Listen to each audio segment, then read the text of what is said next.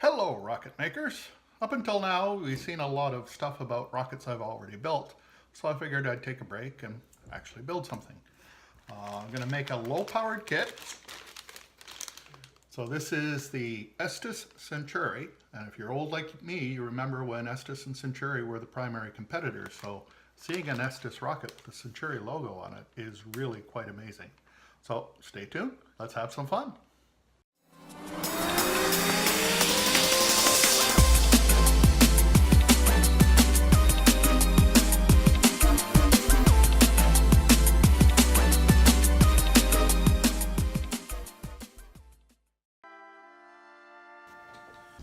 Okay, so we start by unpackaging things and laying them out just to see what we have.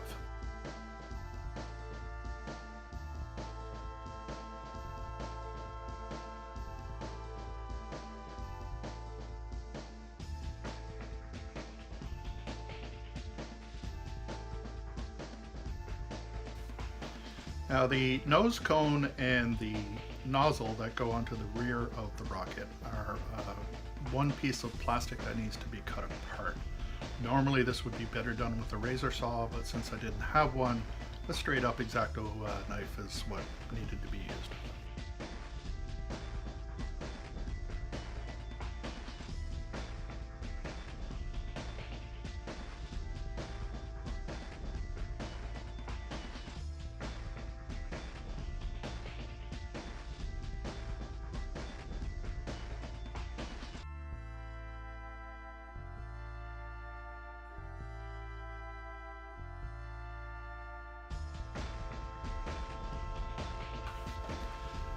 When building a rocket, it's always important to sacrifice some blood to the rocket gods to ensure you have a good, safe operating rocket.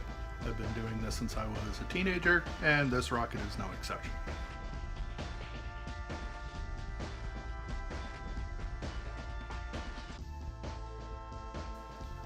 So once the plastic pieces are cut out, they need to be sanded smooth, and that's what I'm doing here.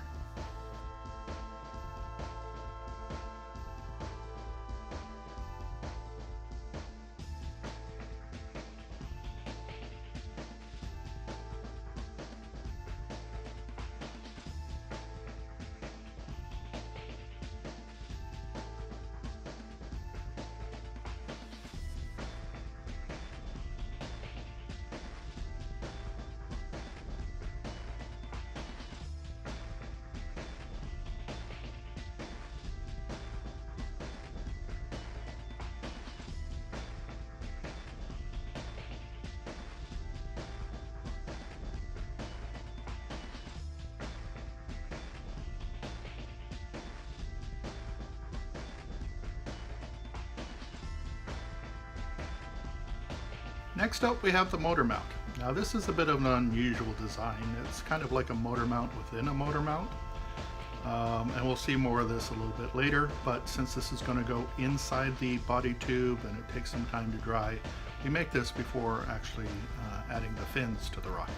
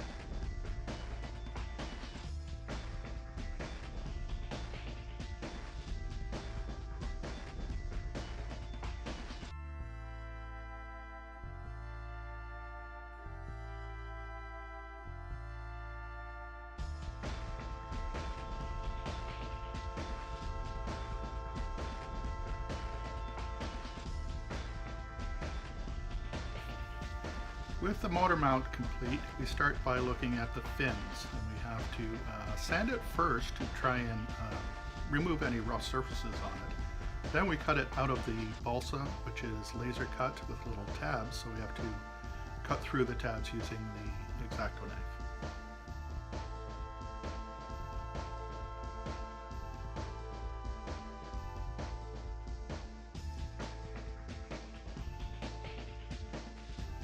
Once the fins are cut out, we gang them together and sand them as one piece to ensure that they're all the same size, and this helps to ensure just a straighter flight.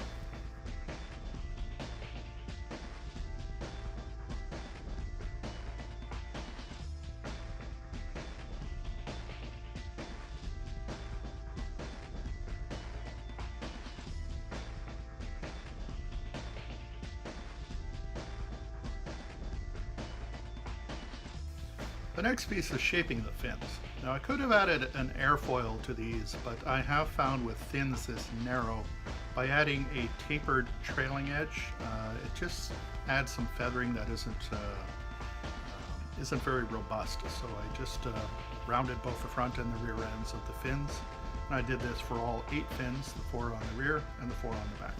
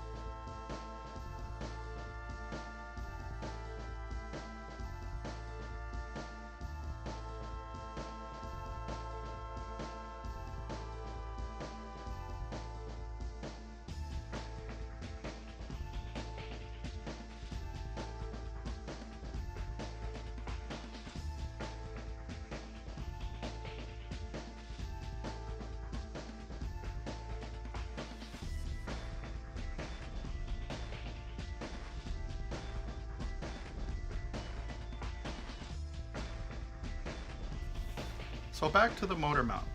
What I have so far is I have the engine hook glued in place, and this is on what is essentially an inner motor mount, and that gets mounted in centering rings into an outer motor mount, which then gets added using centering rings to the main body tube. Now this seems to be a pretty unusual configuration. I've certainly never seen it in any others. It may just be so that the nozzle fits properly over the end, but I really think this could be done with just a single motor mount and appropriate size centering rings.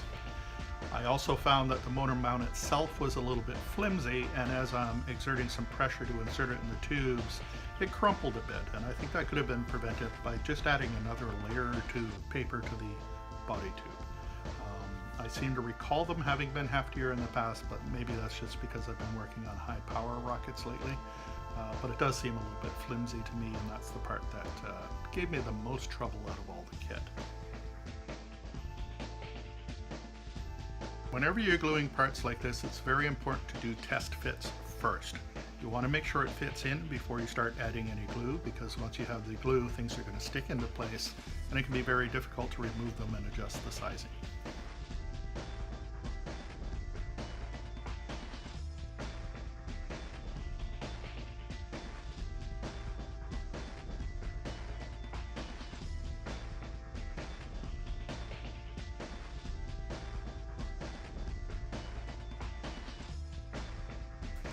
Motor mount gets put inside of the main body tube, and after that we'll start looking at gluing some fins into place.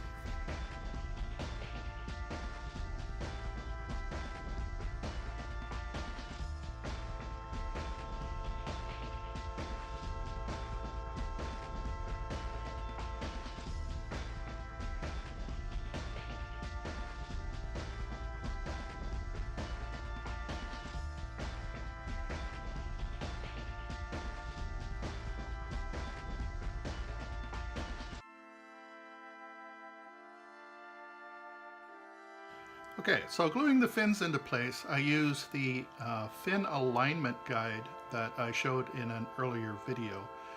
This is just an angle that fits over the body tube with a slot to hold the fins to make sure it's perpendicular to the body tube, and it also helps to keep it in place while the glue is drying. I sand the surface of the body tube first to make sure that we have a good surface for bonding with the glue.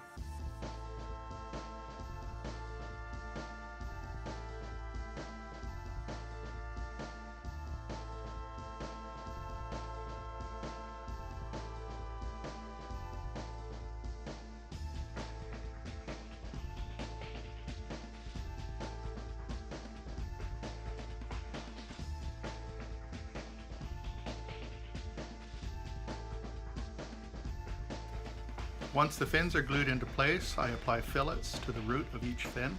This gives it some extra strength as well as some aerodynamic efficiency by reducing the hard edge between the body tube and the fin.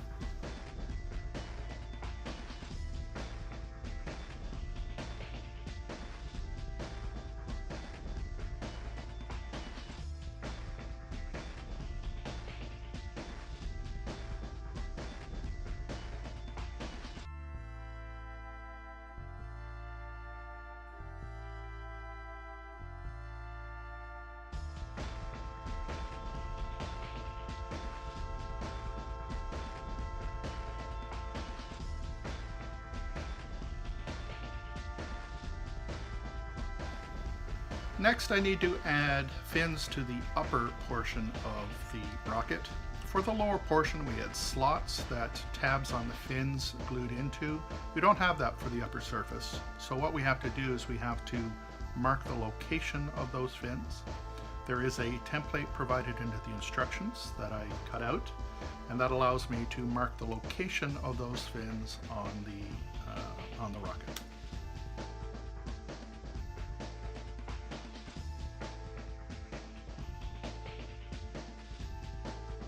One of the issues I had when using the fin alignment guide here is the fins are actually pretty small and the body tube very lightweight. And the body tube kept rolling a little bit with the weight of both the fin and the fin alignment guide. So I just used a little bit of masking tape to tape it to the support, and that allowed me to use the alignment guide and the fin stayed in place while the glue set. Now I could have done other things as well, just putting the nose cone in the body tube or even the boat tail transition between the two body tube sizes gave it enough weight that it didn't roll around quite as much.